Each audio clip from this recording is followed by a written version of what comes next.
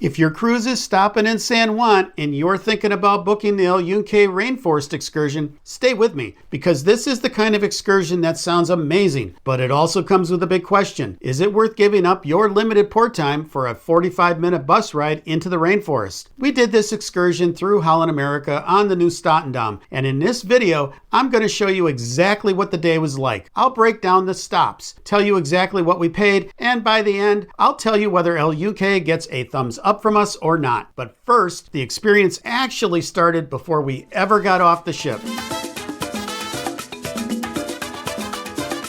Welcome back to Wandering Hewitts. I'm Chris.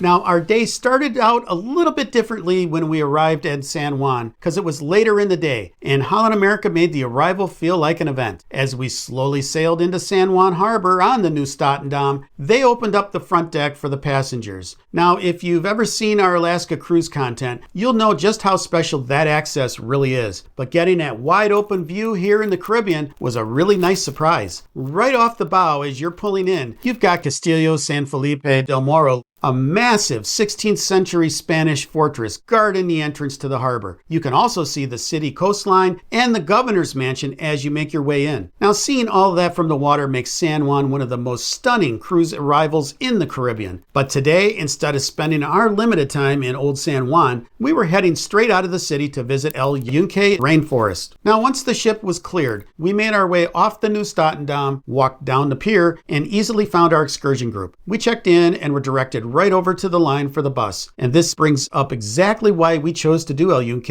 as an organized cruise excursion. Yunque is not right next to the port. It's about a 45-minute drive, which means you have to factor in transportation, traffic, and most importantly, making sure you get back to the ship before the all aboard. Now, our excursion was about $80 per person, and having the cruise line handle the logistics takes a lot of stress out of the travel time. But honestly, the drive to Yunque was part of the experience. You're leaving the cruise port, driving through Puerto Rico, passing the local neighborhoods, and slowly watching the scenery change as you get closer to the mountains. And here's what makes Yunque so unique. It's the only tropical rainforest in the U.S. National Forestry System. It covers nearly 29,000 acres, and as the road starts climbing, you can feel the shift immediately. Everything gets greener. The canopy starts closing in, and it really does feel like you're entering a completely different side of Puerto Rico. And our first stop inside Yunque was Baño Grande. And if you've never heard of it, you're not alone. Most people don't know what this place is before they show up. Baño Grande is the largest man-made swimming pool in the Mina Recreational Area of Yunque,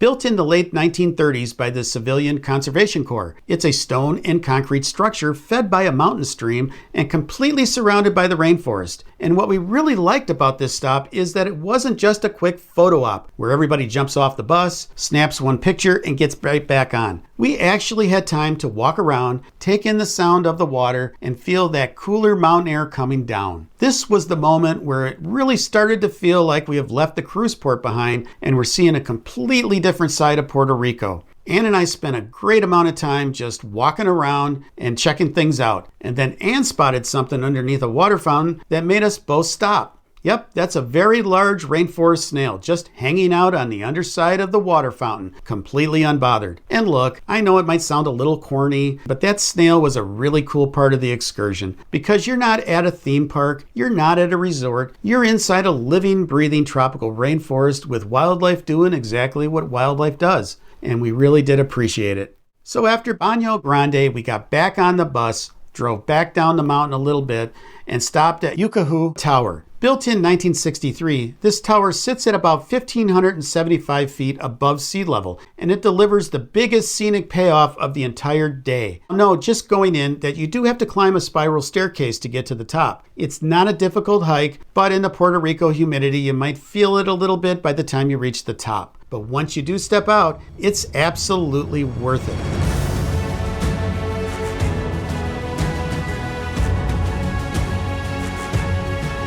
That city you see down by the water in the distance is Luquillo.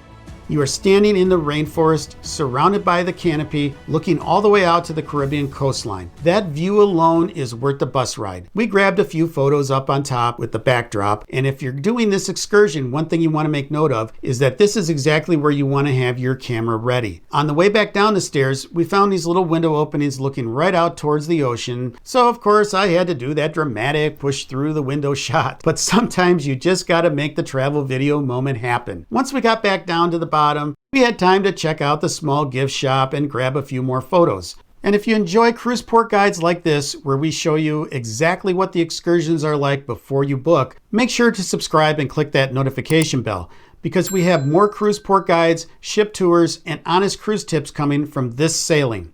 Now, our last stop before heading back was at a bridge over the Río Mameyes, and this had a completely different feel from the Yokahú Tower. At the tower, you're looking out over the rainforest from above, but here, you're down inside it, standing over the river, listening to the water move through the rocks. The Río Mameyes runs down from the mountains of the Yunque, and from the bridge, you get this peaceful view of the water flowing through the forest. It's one of those stops where you just want to go quiet for a second and take it all in. Now, I walked down from the bridge to the river's edge. Then I made my way underneath the bridge to the other side to get a better look at the rapids. Now, if you've had the time and it's safe to do so, I'd recommend getting down closer to the water because the perspective is completely different from down here. And one more thing I want you to take notice of at this stop. Look at the size of the leaves. Everything in this forest feels oversized, green, and alive. It's a reminder again of exactly what kind of place you're standing in. When you're at the river, just take a minute, put the phone down for a second and listen to the water.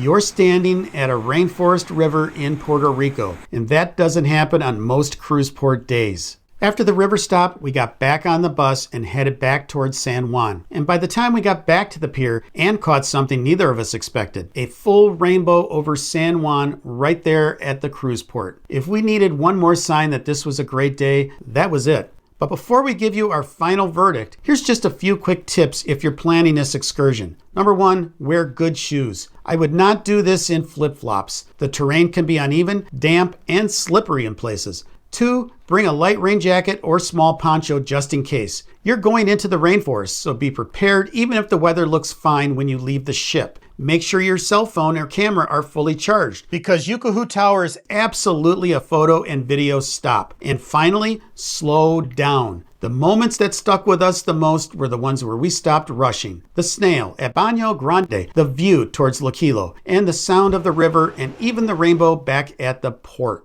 And before we give you our final verdict and tell you exactly how we'd score this excursion, the day still had one more moment that deserves to be included because we were in port late on this sailing and we ended up leaving San Juan after dark. Sailing out of San Juan at night is completely different from arriving during the day. You have the city lights, the governor's mansion, and Castillo San Felipe del Morro lit up as the ship slowly makes its way out of the harbor. That is San Juan saying goodbye. If your ship is leaving after dark, get up on deck for this. It's one of those quiet cruise moments you will remember. So now the verdict. Is the Yunque Rainforest excursion worth the $80 per person? We definitely think so. You get a scenic drive through Puerto Rico and visit Baño Grande Yokahú Tower with that incredible view towards Luquillo and the Caribbean coastline, and a peaceful stop along the Río Mameyes, all without having to rent a car, figure out parking, or stress about getting back to the ship. Now, if you're looking for a rugged, muddy, full-day hiking adventure, this isn't that kind of excursion. This is more of a guided highlights tour. But for a cruise stop, we thought it worked really well. It was easy, organized, scenic, and gave us a completely different side of Puerto Rico. For us, this gets a 10 out of 10, and it's absolutely something we think most cruisers would enjoy. So now we want to know, if your cruise stops in San Juan, would you head out to Yunque Rainforest,